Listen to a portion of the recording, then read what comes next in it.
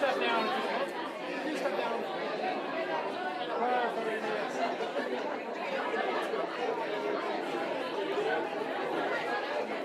Thank you.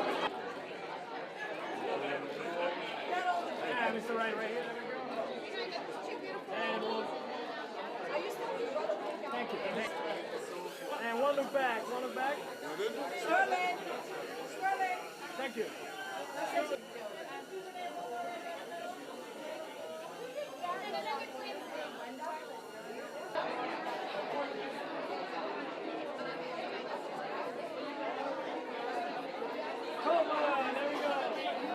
You know, my career is so varied. I mean, I've done so many things, from Zola at Beale Street Could Talk, you name it. And I think that, like, I'm just on a course right now where it seems the things that I'm interested in is sort of deconstructing these icons in many ways. I feel like when you deconstruct an icon, you're deconstructing culture, you're deconstructing psychology, black men, history in America, you name it. So I think that I'm able to find that, and then I want to find the soul of these people, which is, and not mimic. So I feel like right now I'm on a little course when it comes to that, but I'm also going to play some fictional characters too.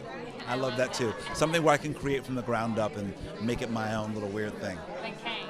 Yeah, it may be, you never know. And right next to him, there we go. And right in front.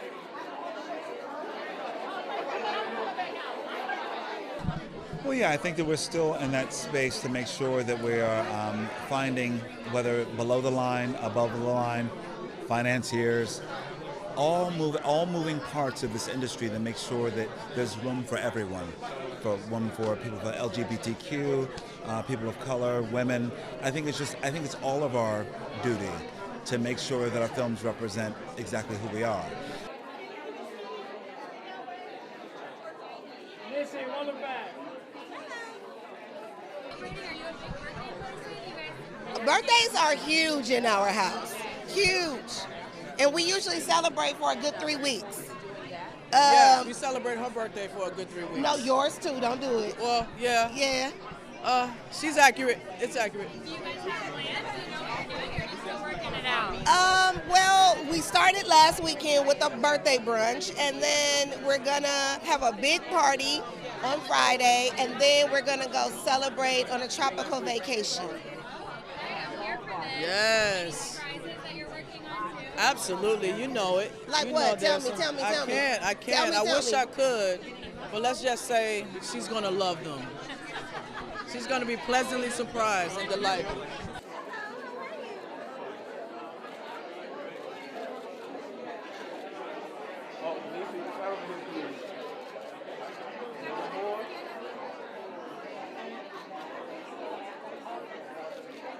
I think it's all the way around, you know. I know that for me, I absolutely adore when I see women be actually behind the camera. Do you understand what I'm saying? So I'm so happy that I'm here celebrating my dear friend Ava DuVernay tonight, because she's one of the best.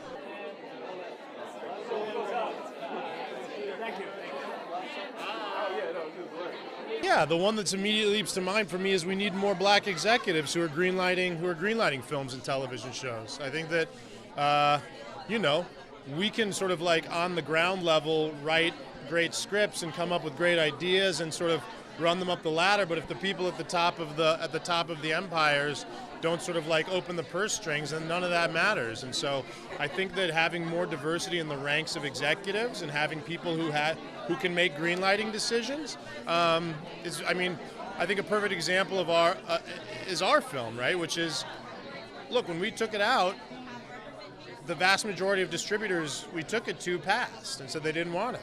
And the one that we ended up with was Orion, which is run by Alana Mayo, a black woman. And so I think that, obviously it's not scientific method. You sort of like need to go deeper than that. But I just think that that's sort of like a good anecdote for sort of what I'm talking about. I think that sort of in order to sort of like get more diversity in film and television, and get more of those kinds of diversity in the stories we tell, you need more diversity in the kind of people who bankroll those stories in the first place.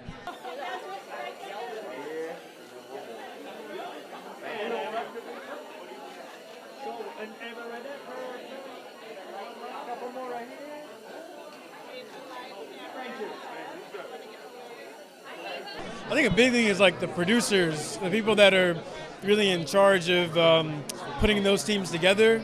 You know, even when you find projects that maybe on screen you're seeing black talent, or even if the director's black, a lot of times some of those people that are making some of the decisions might not be. So I feel like that's a really important thing, so that the teams that are being put together, there's a lot of intention that's going to be put into that.